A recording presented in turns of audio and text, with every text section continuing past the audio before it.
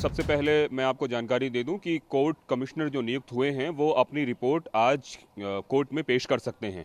अमूमन जिस तरह की रिपोर्ट सुबह 12:30 बजे तक पेश हो जाती है, ऐसा वकीलों की राय थी। लेकिन ये देखना दिलचस्प होगा कि चूंकि वीडियोग्राफी काफ़ी लंबी हुई है, 3 दिनों तक तो वीडियोग्राफी हुई है, उसके पहले 6 और 7 को भी वीडियोग्राफी हुई है।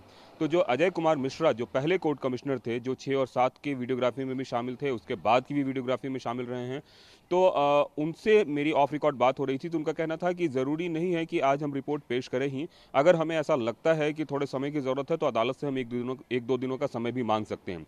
लेकिन उम्मीद ये की जानी चाहिए कि आज जो है अदालत में ज्ञानवापी परिसर से जो वीडियोग्राफी हुई है उससे संबंधित रिपोर्ट अदालत में पेश हो जाएगी, पहली बात।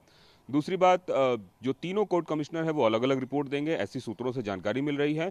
और उस रिपोर्ट के एक बार कोर्ट में सबमिट होने के बाद संभव है कोर्ट वादी और प्रतिवादी दोनों पक्षों को एक समय दे। समय वो महीने भर का कम से कम हो सकता है, जिसमें वो अपना रिटन स्टेटमेंट डाल सकते हैं कि जो कुछ भी वीडियोग्राफी हुई है उस पे उनकी आपत्ति क्या है। आपत्ति से मेरा मतलब है कि यदि वादी पक्ष को ऐसा लगता है कि वीडियोग्राफी में ये चीजें ठीक नहीं हुई हैं, तो वो अदालत को इस बाबत एक रिटन स्टेटमेंट दे सकता है। ठीक इसी तरीके से प्रतिवादी पक्ष को ऐसा लगता है कि उस वीडियोग्राफी में ये चीज ठीक नहीं हुई है, तो उसके रिगार्डिंग वो अपना एक रिटन स्टेटमेंट डाल सकता है।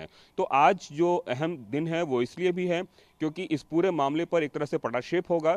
दूसरी बात, जो वादी पक्ष के लोगों ने कल कोर्ट में जाके अचानक से इस बात की प्ली रखी कि वहां पे एक शिवलिंग नुमा स्ट्रक्चर है और उस स्ट्रक्चर को सहेजा जाए। हालांकि उन्होंने साफ कहा कि उन्हें इस बात का डर है कि कहीं न कहीं उससे कोई छेड़छाड़ की जा सकती है, तो अदालत ने उस पूरे इलाके को सील करने का आदेश दिया। इसके ठीक विपरीत जो प्रतिवादी पक्ष है वो इस बात के लिए बिल्कुल भी तैयार नहीं था। तो आज प्रतिवादी पक्ष इस पे एक अपना हलफनामा भी दायर कर सकता है कि जो भी वादी पक्ष का हलफनामा है या जो भी प्रेयर है वो गलत है और उसको अदालत इस तरीके से देखे कि वो वजूखाना है, ना कि शिवलिंग। ऐसा प्रतिवादी पक्ष आज कोर्ट में जाके अपनी बातें रख सकता है। इन सब के बीच प्रतिवादी पक्ष का कहना है कि जिस तरह से सर्वे हुआ, जो कुछ भी हो रहा है वो गलत है। उसको लेकर पहले भी वो ऊपरी अदालतों का रुख कर चुका है। तो आज का दिन कई सारे मामलों को लेकर बेहद अहम है।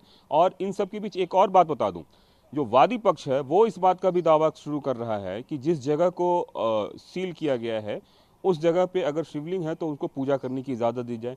तो निश्चित रूप से ये मामला आगे बढ़ रहा है और कई सारे तकनीकी पहलू आ रहे हैं। इन पहलुओं पर कोर्ट का क्या रुख होता है यह देखना दिलचस्प होगा।